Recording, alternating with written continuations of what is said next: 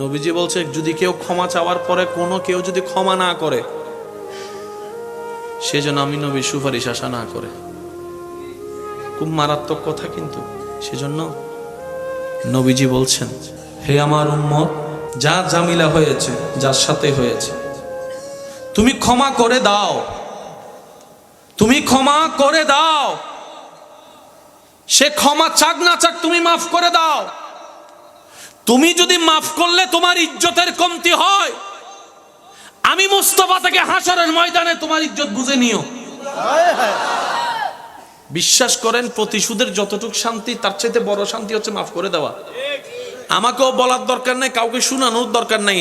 আপনার জীবনের সবচেয়ে বড় শত্রু, যে ইনডোর হোক, আউটডোর হোক, ঘরের হোক, বাহির হোক, যার সাথে আপনার বনেও না, যার সাথে চেহারা দেখতে ইচ্ছা করে না, এরকম কেউ থাকলে শুধু মনে মনে আমার দিকে তাকাই হলো কথাটা রাখার জন্য, শুধু মনে